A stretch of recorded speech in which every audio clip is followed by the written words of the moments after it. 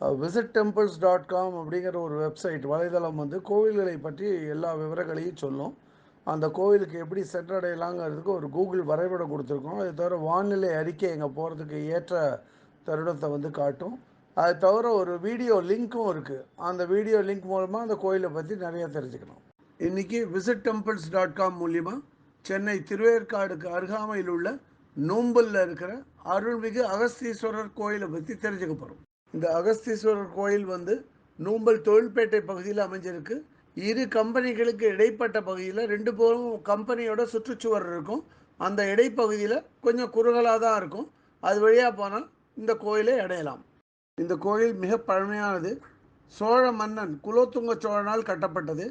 அதே மாதிரி அகத்திய மாமுனிகள் இந்த கோயிலில் இருக்கிற சிவலிங்கத்தை விரும்பி வழிபட்டிருக்காரு.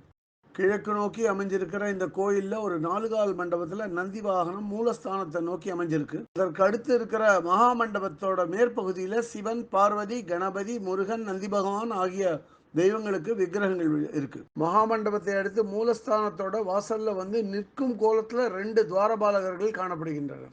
கர்ப்ப கிரகத்துல ஸ்ரீ அகஸ்தீஸ்வரர் சிவலிங்க வடிவமாக காணப்படுறார். இவர் சிவனோட ஒரு ரூபம். இவருக்கு மேலே வந்து ஒரு ருத்ராட்ச பந்தல் ரொம்ப அழகாக அமைச்சிருக்காங்க. இதுக்கு பக்கத்திலேயே வந்து நடராஜர் விக்கிரகம் வச்சு வழிபடுறாங்க. இந்த கோயிலில் ஸ்ரீ அகஸ்தீஸ்வரரோட துணைவி பேர் ஆனந்தவல்லி அம்பாள். ஆனந்தவல்லி அம்பாள் நின்ற கோலத்தில் தெற்கு நோக்கி அவங்க சன்னதியில் காணப்படுறா.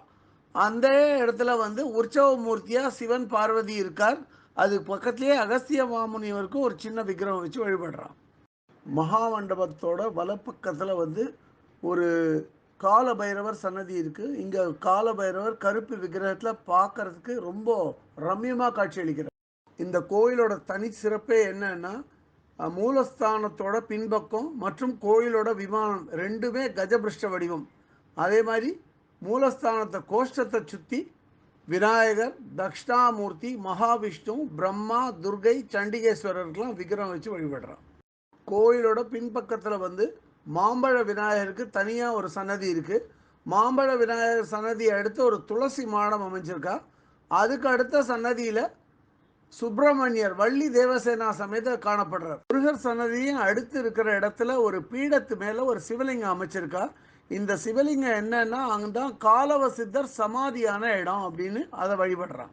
பிற கோயில்களில் இல்லாத மாதிரி இந்த கோயிலில் வந்து நவகிரக சன்னதி கொஞ்சம் வித்தியாசமாக இருக்குது. பெருசாக இருக்குது, விசாலமாக கட்டியிருக்கா.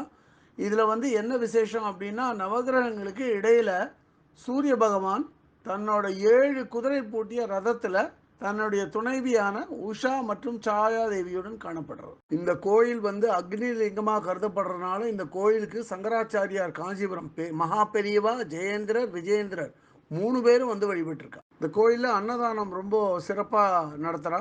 அதுக்கு ஏதுவாக கோயில் மடப்பள்ளியும் இருக்குது. மடப்பள்ளி பக்கத்துலேயே ஒரு சின்ன அரங்கம் இருக்குது. அதில் தெய்வீகம் மற்றும் நாட்டிய நிகழ்ச்சிகள்லாம் வச்சு நடத்தலாம். இந்த கோயிலோட பூஜை மற்றும் வழிபாட்டு முறைகளை மிகவும் சிறப்பாக நடத்தி வருவர் திரு A.K. வீரபத்ரன். இவருக்கு நமது பாராட்டுதல்கள். இதை தவிர கோயிலுக்கு வந்து சிவகுமார் சிவாச்சாரியார் இதை கவனிச்சுட்டு வர்றார். தற்போதைய நிலைமைக்கு இந்த கோயிலை எடுத்து கட்டினவரோட பேர் திரு G. பத்ராஜலம். இப்போ இவரோட மகனான திரு G.B. சுந்தர்ராஜ், அவரோட தொலைபேசி எண் வந்து visitTemples.comல கொடுத்துருக்கோம். அவர் வந்து மிகவும் திறம்பட இந்த கோயிலை நிர்வகிச்சுட்டு வர்றார்.